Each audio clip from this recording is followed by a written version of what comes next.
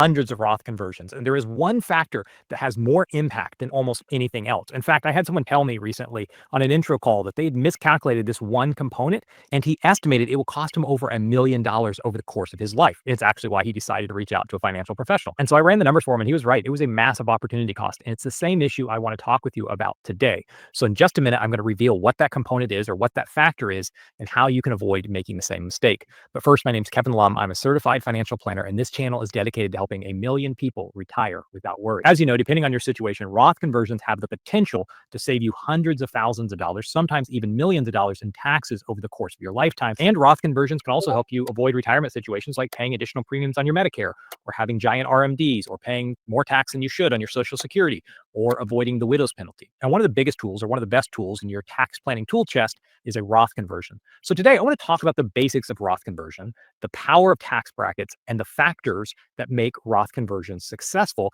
We are going to learn today. Hope y'all got your notepads ready, because this is not my wheelhouse, and I am stoked to learn about this. Thank you, Kevin. Let's go.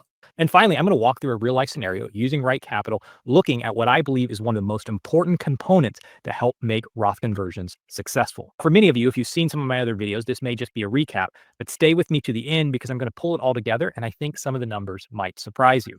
So first of all, let's start with the basics.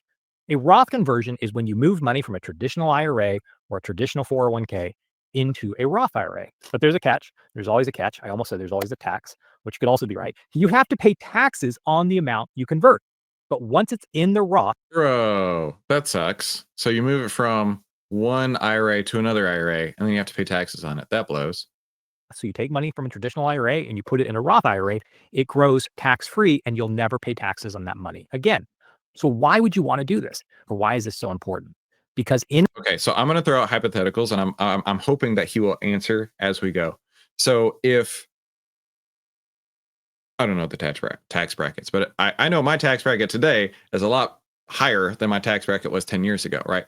So it would have obviously benefited me more to pay those taxes 10 years ago than today, because I assumed that I would be paying it at my current taxable rate. But then I never have to pay it again, which sucks. in retirement, having tax-free money gives you way more control over your income and your tax situation. And without proper tax planning and without proper income control, you could find yourself facing large RMDs, which can cause a ripple effect, higher tax rates, Medicare surcharges, and taxes on your I hope he explains an RMD, because at the moment I don't know what he's talking about. Social Security benefit. But the key to a successful Roth conversion is managing your tax brackets, because Roth conversions are taxed as ordinary income. And so as you do a Roth conversion, do you want to pay? Okay, so I was right about that, right? You have to pay it at the taxable rate, even though I put it in over the last 10 years to my IRA, and then I want to roll it over. I have to pay on today's tax bracket versus 10 years ago or 4 years ago or 7 years ago at that time. That ultra sucks. I don't like this. Pay close attention to what tax bracket you're converting it. Now, tax brackets are how the IRS decides how much money you owe based on your income. But as you know, you don't pay the same rate on all your income, only the portion that falls within each bracket. So let me just give you a quick refresher. Think of tax brackets like a waterfall. Oh, okay. Thank you, Dustin. Required minimum distribution. Yeah, my parents have that, right? They've got money, doing whatever they're doing. But I know, like, once a year, they're like, oh, yeah, we got to take our required minimum out of that. And I was like, okay, that sounds kind of fun. Pay me now or pay me later. The first portion of your income is taxed at the lowest rate. The next portion of your income is taxed at a slightly higher rate, and this continues as your income increases, where it starts off fairly low and gets extremely high. So let's say the tax brackets are as follows. You pay 10% on the first $11,600 you earn. You pay 12% of your income on anything from $11,601 to $47,150. And then you pay 22% of your income on anything above $47,150. So you don't pay 22% tax on all 50,000, only on the portion above 47,150. So here's a chart, and I just stole this off the internet, but I thought this illustrated it really well on a larger dollar amount. This person earns $240,000 a year. They're married filing jointly. So first they fill up the 10% bracket, then they filled up the 12%, then they filled up the 22%, and then they spilled over into the 24% tax bracket. So on each additional dollar they earn up to a certain limit, they're going to pay 24% tax. Bro, this blows. I claim no political party. But I will say that my political beliefs are twofold. A, I want to pay less taxes, and B, I want more freedom. Align that with whoever you want to align it with. You're probably right. But bro, look at all these taxes. F that noise. I mean, I can't wait to pay all my taxes. But they could still earn another $140,000 or thereabouts without crossing into the next tax bracket, without crossing into the 32% tax bracket. So why does this matter for Roth conversions? Roth conversions add to your taxable income. They're taxed as ordinary income, just like your W-2 job, which means you need to be mindful of the brackets when converting it. This is why people often talk about filling a tax bracket when they talk about converting, right? So if you were trying to fill the 24% tax bracket, you might consider doing a $140,000 Roth conversion. Okay, that's the basics. For those of you who are experts on Roth conversions and you've got spreadsheets and you've got taped up to your computer the tax rates and all that, I apologize. Thank you for sitting with me. Now let's talk about the factors that make a Roth conversion more successful. So first of all, investment selection. The higher the expected rate of return on the investment, the more powerful the Roth conversion can become, because the more that the money. Oh, wait. So you're telling me that my expected rate of return, I'm buying like AMD, right? Because I expect AMD to go up like 5 million%. At least that's what some YouTubers will tell you. It's going to go up from 110 right now up to, $43,000 a share. So I'm gonna go with that. Yeah, that's my expected rate of return right there. Should be good, right? Right. Grows tax-free inside the Roth, the bigger the benefit. So if you put $100,000 into a Roth and you put it all in a money market fund, it's probably not worth doing a Roth conversion. But if you put $100,000 in a Roth and you invest it in the stock market or maybe a balanced portfolio and it grows at 7 or 8% a year. Or you YOLO into AMD calls and wait. And hang on.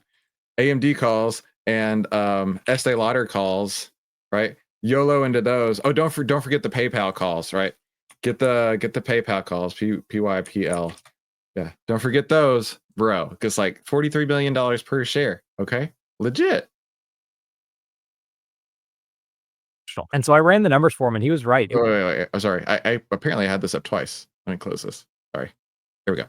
A year, then it might make sense to do a Roth conversion. So the first thing that matters is the investment selection. Oh yeah, SoFi. Let's go. Let's get some SoFi, because SoFi can only go up to $75 a share. I believe is what I heard a YouTuber say. It can only go up to that. Second thing that matters is the tax bracket. Smart. Oh, don't forget the elf calls. Elf calls, right? Elf is calling Santa Claus saying, "Oh, please save me." Roth conversions use the fill the bracket strategy, converting just enough to stay within a lower tax bracket. And so you want to be mindful of the optimal tax bracket for your situation. And here's the problem. It is not a one size fits all decision. Some people should convert at the 12% tax bracket. Some people should convert at the 37% tax bracket. He's about to lose me. He's about to lose me, but that's okay. What I tell people, as far as like, Chris, I don't want to do anything, but I want to invest. Check this out. Google up, because I don't know what they are. Target, imagine, like, find out what age you turn, I don't know, 65, and then go target, date, fund, and let's say you turn 65 in 2050, 2050, right? Google that up. Oh, look, it's TR Fox or VFIFX, and then just throw money at it.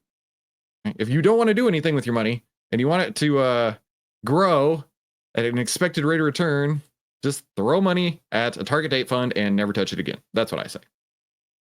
There are a number of other factors that go into the formula, but you want to pay attention to the tax bracket, because if you're one of the people who should be converting at the 12% tax bracket and you're converting at the 37% tax bracket, it's likely that there's going to be diminishing returns. I often get frustrated when I read articles or I hear other people talking and they try to create a blanket rule. Well, you should never convert above the 22% tax bracket. Why? It is just one factor among many that you should consider. So anyway, let's continue on. Another important component to pay attention to that goes into the formula is, do you have any cash on the outside of your IRA or your 401k? Hell yeah, I got all that cash. I got all that cash right here, son. What's up? Give me. Oh, that's what I do with my cash. I just fan myself with it.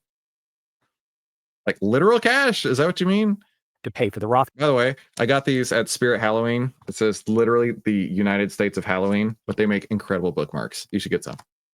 conversion. Now, just because you don't have any outside cash doesn't mean it's not a good idea to do a Roth conversion, but it does help to maximize the Roth conversion or the power of the Roth conversion when you can use cash from outside your retirement account. If you pay for the conversion from inside of the IRA, the conversion has less power. So, for example, let's say you do a $100,000 Roth conversion and you don't pay the taxes from outside, and your tax bill, let's say for easy math, is $30,000. Then, if you do a $100,000 Roth conversion, only $70,000 goes into the Roth. The other $30,000 goes to the federal government. Which ultra blows, right? So listen, my itty bitty brain over here is trying to comprehend what he's saying. If I'm converting $100,000 from a traditional to a Roth, I'm going to have to pay taxes on it. And if I have to pay, for example, $30,000 of tax, I no longer get to roll my $100,000. 30,000 of it evaporates and goes to fill the pockets of the government. Sweet. I love how this is going. Which limits the long-term tax-free growth. But there's another factor, and this is what I really want to focus on for this video. The earlier you convert, the more time your money has to grow tax-free, and the more powerful the long-term impact of the conversion. Which is what I was saying earlier, right? If I were doing this 10 years ago, it would make a lot more sense than doing it 10 years now, right? And nobody gets to rate it a 7. No, Peter. No, Nico. You know better than that. I trusted you. Often there's this period of time between retirement and reaching your RMD age referred to as the golden window for Roth conversion. And it makes sense from a theoretical perspective. It seems to make sense that you would want to wait until you retire, maybe even retire a bit earlier, to use that golden period for Roth conversions, because you're going to have the lowest income of your life. And if you're really smart, you can keep your income artificially low. Why'd y'all vote for this one? Look, if I just retired and you're telling me it's the lowest income of my life, I have effed up royally. Okay. Now, I understand the concept of it, meaning like you're not taking, right? Imagine you had a job, you're making $100,000 a year, and you retire, and then you're making $0 a year because you're retired, right? Still, I feel like that, I don't know. It just doesn't sit well to me to have that thought there. Can you give it a -7? No, I mean, like, Kevin legit knows what he's talking about. Y'all voted for this. I'm just trying to get through it. And so therefore you can convert more money into your IRA in a lower tax bracket. And one of the things you want to pay attention to is your tax bracket.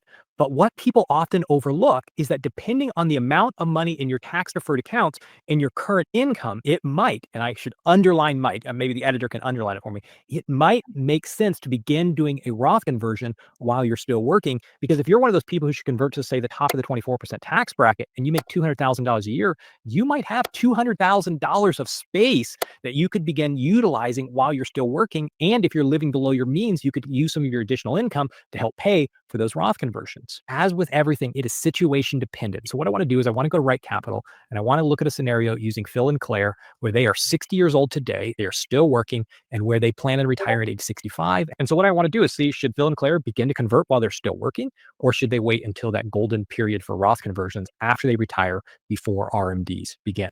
I can't do it. We're not gonna go any further. But I'll tell you, I guess I learned something. I know you learned something, right? We all learned something today. And for that, Kevin, I appreciate you. I appreciate you very much. But let me introduce myself. My name is Christopher Yule. I've twice been awarded top 100 people in finance. I was mentored by 5 of the market wizards who literally never, ever talked to me about Roth IRAs, not once. I've been successfully trading since 2009, and this is where we save time, make money, and start winning with less risk together as a team. Well, first, we're going to go through the member of the video of the day. This is a new slide. I'm trying it out here. So first, we're going to go through the video of the day. Next, we're going to go through some member highlights, and then we'll do some top stock picks of the day.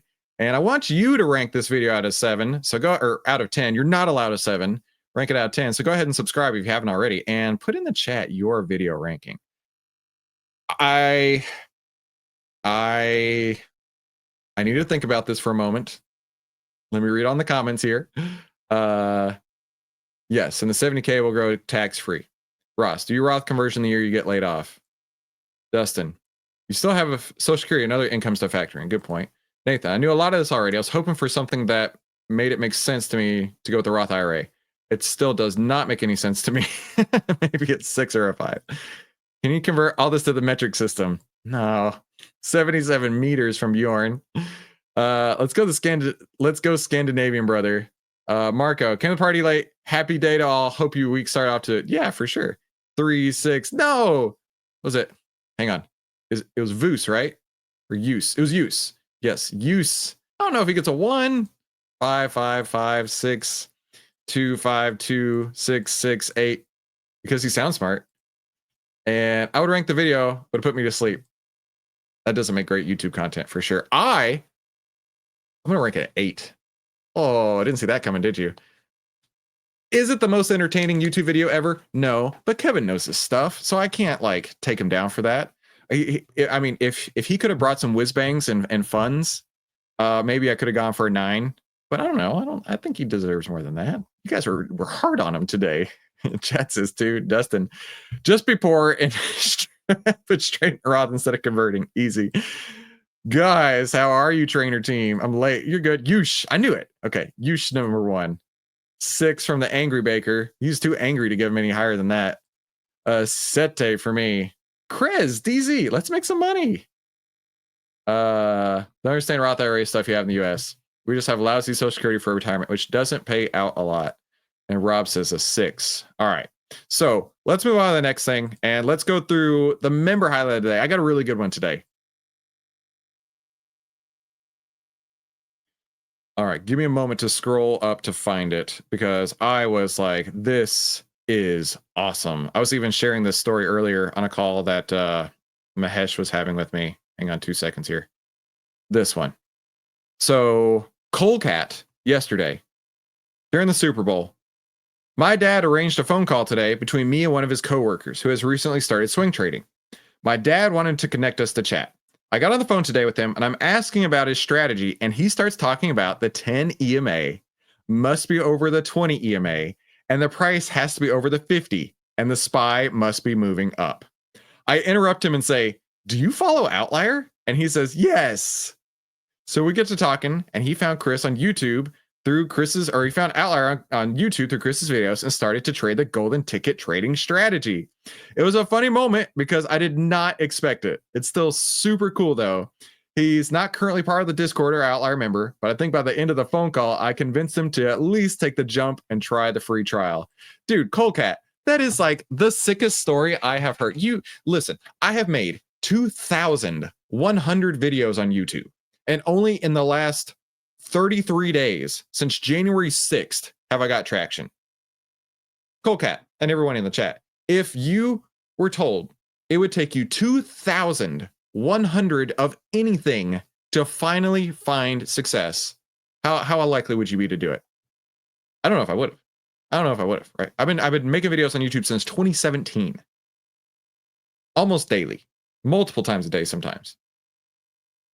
But to hear him say that his dad reached out to him and his dad was telling him the trend template, I was like, this is epic. This is so cool. I am so stoked to hear that we are actually making a difference. So I really appreciated Colecat for sharing that. No, Sean, I will not have a score for depressing. He needs to watch the video before publishing. I guess so. Perseverance is key. Absolutely. The messages on Discord. Am I doing something wrong? I don't know. I see you. I see all these messages on Discord. Oh, maybe you're not. If you just joined in, go over to the start here.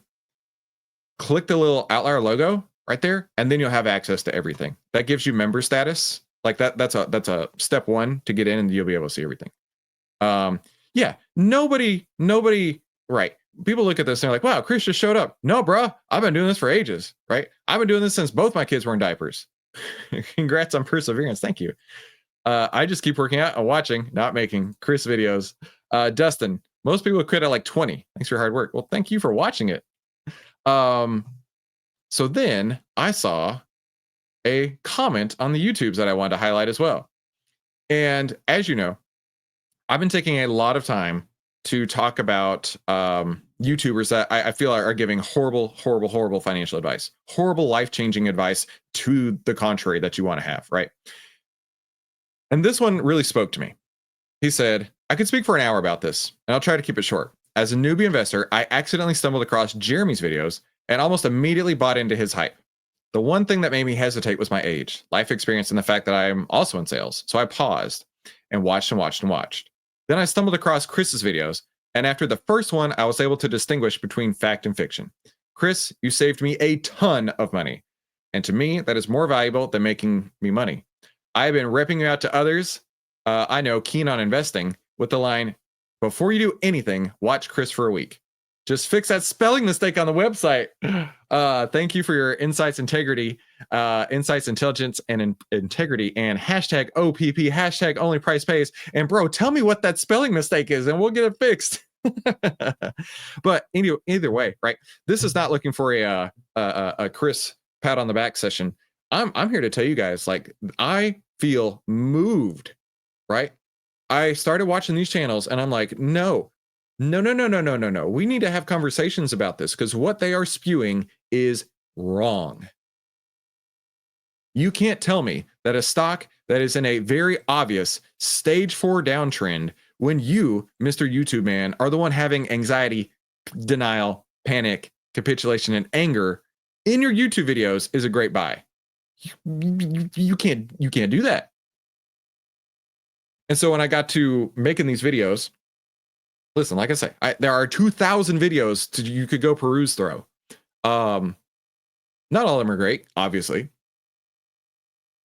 But I wanted to call these people to the mat, right? I wanted to say, if this is what you're putting out, somebody needs to call you out on it, because these stocks are not good. You are not Gandalf. You are not the wizard who has found the bottom, and it has to go up from there, right? I've worked with the wizards. I know the wizards. I could text the wizards right now, and they'll tell you the same thing. Like, legit. I'm not a wizard yet. Hopefully one day I can join my colleagues there. But you guys get to play along on the right team. You guys get to be on the right team, which is so awesome that you're glad. And I'm just so glad to be here, right? So be sure to share your stories in the Discord and, of course, on YouTube comments as well. And the first row of Outlier, like Coldcat was doing, like Simon was doing, right? Tell everybody about Outlier, right? That's the very first rule of Outlier. Hit the like button if you haven't already.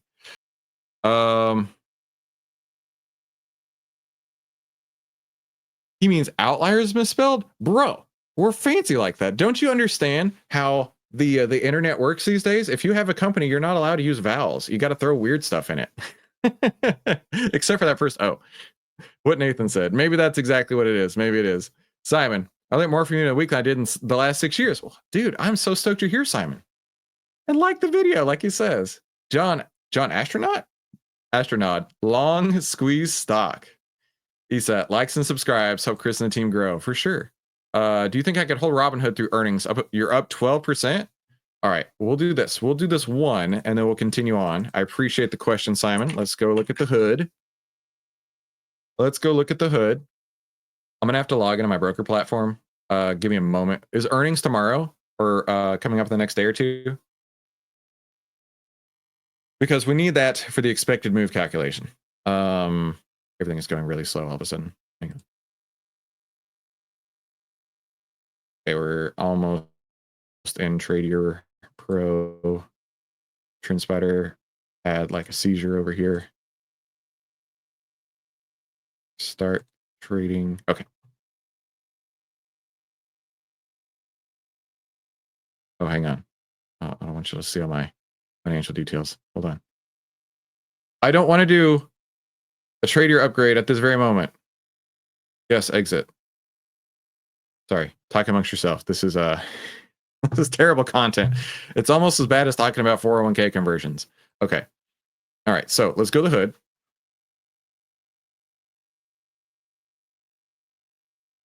All right, so we're in the hood. And let's go talk about how I would trade around earnings. It's super, super simple, in my opinion. Is the trade already profitable? So the question is, where's he at? Well, I'm trying to find the message. There it is. Simon. He's up about 12% on the hood. Okay, so of course, that means the trade is already profitable for him. I mean, basically, if you ever bought ever before on the hood, you're making money. So that's great. Let's try and figure out where that is, by the way. So if you're at 12%, that would be around Around $50, I bet, is where you got in. Okay. So first question is, yes, Simon is profitable by 12%. Now, the second question is, would the expected move break your trend line? So Simon, I'm asking you a question. Are you following a trend line? Because that will make a difference. To me, the way that I trade, I would have followed the 10 period moving average on anything and everything, right? Why the 10 period? That is because, here's the cheat sheet.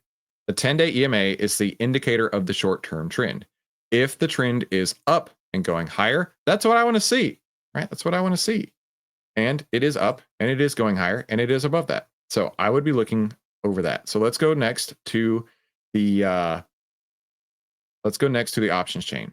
Now, the way that you do that is you'd price an at the money straddle. So the way that you would do that is click the ask button on both the call and the put at the money. Now, right now, the at the money price is 56.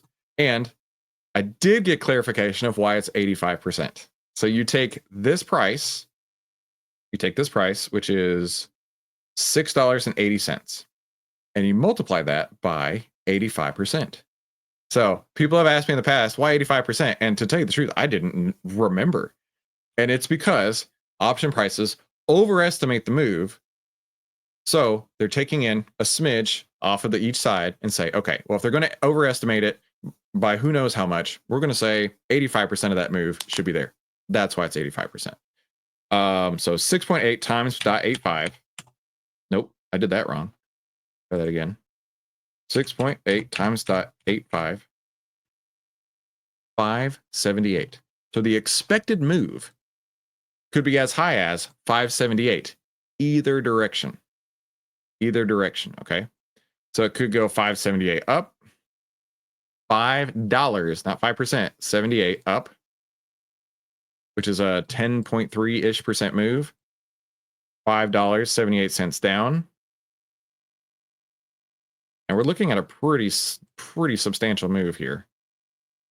Right? It's a 20 percentage point move overall. So would this break the 10? Absolutely. Would it break the 20? Maybe. Maybe. So, for example, if I were following the 20, then I would look at it and say, you know what? It doesn't look like the expected move is going to break it. I've already got a 12% cushion. I'm going to hold it. But that's up to you. It's up to you to make that call. But it would absolutely 100% break the 10. Now, that doesn't mean it will, right? That doesn't mean it will. But we'll throw a couple examples in, right? So Estee Lauder, this, as we say in the business, you guys know what's coming. Estee Lauder got, where is it? You know what's coming. Dang it, where is my slide? Estee Lauder got monkey hammered. Estee Lauder got monkey hammered, okay? That is a technical term for what happened after earnings. Elf Beauty got monkey hammered, right? Sofi got monkey hammered. Okay, you see a pattern here? But Palantir is moonshotting, right? This is what you want to see. This is called a gap and go. If you get that gap up and it goes, all bets are off. Things change. This is a fundamental shift in that stock. And I couldn't even tell you where it's going to stop. Okay. So that's the kind of risk you're looking at, right? It can outperform that, or, you know, going back to the hood. Where is my hood? There it is. Going back to the hood. It might just fall somewhere inside here. But the market makers are saying, we think it's going to be a 10% move up or down. That's what they're saying here. Dustin, wait, there's an order block at 180, and I might get filled there. John James, I bought AMD after watching a couple of Jeremy's vids. The next day I watched my first outlier vid and Chris and sold all of it. Smart choice, man. I got loads in Tesla. I would not hold any Tesla. The only Tesla I'd hold on to is my own. That's in my garage. Because this looks bad. This looks like the very beginning of the stage 4 downtrend. Hang on. Where do I get this from? Because this is how markets have acted throughout the history of time. Okay. This, you know, where people are like, oh, buy, and everybody's screaming to buy, and everybody's screaming to sell, right? Is this. This is everybody screaming to buy. This is everybody screaming to sell. This right here looks like anxiety, like really obvious to me, really almost in denial stage to me. So yeah, I mean, you do you. Mark, straight up outlier. I feel like that because outlier domain wanted 50K for the same web address. No, it's cool like this. All right. Tessa, 170 bottom. 170. That's a long way down. Hood is on fire. Hold on to it if you want to, dude. This is what Felix was talking about when you decided not to show his video. Oh, I'm sorry. I tried. Only price base. Rob, I just bought Baba. Bam. That's what a trend looks like. That's the kind of trend you want to be in. That's what it's. Okay, check it out. If this is what AMD is doing, it can take months for that bottom to figure out what it's doing, figure out where that is, and then it can take off. Baba looks great. You do have an order block up here on 117, so it might have some issues. You've also got earnings coming up, so just be aware. I think you should throw a Gorilla Hammer slide in there. Okay, tell you what. I would be here all day long reading y'all's comments, which is actually a ton of fun. And I really, really appreciate that. But we're going to have to get back on target here and get back to trading in the Outlier Trading Room. So what is Outlier and how does it work? Well, as you know, old Uncle Warren would say, be fearful when others are greedy and greedy when others are fearful. Outlier shows you investors are acting irrationally greedy or fearful and by how much, allowing you to get into the move or get into the stock before the outlier move happens. And I want you to get into the annual pass before it goes away for 82 cents a day on February 14th. You're going to save 64% off, right? This is our Valentine's special. It is ending on Friday. If you already have a trial, email Mahesh and he'll convert you over. Now, my style of trading using Outlier, I call the golden ticket trading strategy, and it's where only price pays. It always starts with the market. So as you know, the trend template is the 10 over the 20 with price over the 50. This candle circled right here because this was a close under the 20. This is a giant red flag to me. Anytime we close under the 20 period moving average, expect something to happen. I don't know when, I don't know if, but this is a big, big, big red flag to me. Additionally, let's go look at the market breadth. Let's go look at market breadth inside of Outlier, because that's the next step of the golden ticket trading strategy, the market breadth, right? If it's moving up, that means more stocks are getting buy signals. If it's moving down, that means more stocks are getting sell signals. We have 26 new stocks on the buy list today versus 92 new stocks on the sell list today. And I'll tell you, when stuff hits the fan, the bear list grows fast. Sell signals come real fast. I'm telling you, there was one day I saw 700 names on the sell list. So just be aware of that. When I look at this, I see the market breadth really coming out. Every single sector is bearish, right? Every single sector has bearish breadth right now. So while you're not seeing it so much reflected in the market hasn't done anything for 2 months. The market has been chopping sideways for 2 months. If you've managed to catch a few good stocks here and there, you're doing awesome, because the stocks as a whole are getting more and more bearish. So for me, that locks it down. That keeps me out. That's what I call the master key, where we have a buy signal with the SPY. The market trend is continuing higher. Market breadth is not right now. The market breadth is bearish, and all the sector breadths are bearish as well. So for me, I don't have any stocks that I would trade. But you know what? Of course, I'd love to hear what you're trading. I'll drop a couple more. I'll look on the comments a couple more times, and we'll wrap it there. This is awesome. We got 105 people watching at this very moment, which is super sick. Chat, I don't have any trades set up for me. I don't know when I'm going to have trades set up for me, but that's okay, right? My rule of thumb is sit in cash and don't F up. In fact, let me go to Minervini real quick, because I'll leave you with a piece of advice from one of my mentors, right? When you evolve to the point of being patient and only taking quality trades, that means you've decided you're not in it for the action. You're in it to make money. You have sit out power. You never force a trade because you're a pro. This is my mentality. If it doesn't set up for me, I don't even continue looking. There's no point in that. Not at all. So, of course, tell me what you're trading and come back tomorrow where we'll help you save time, make money, and start winning with less risk together as a team. And YouTube is going to recommend a couple of videos that are going to pop up right here. I recommend you watch one of those. And I also recommend you have a fantastic day. We'll talk soon.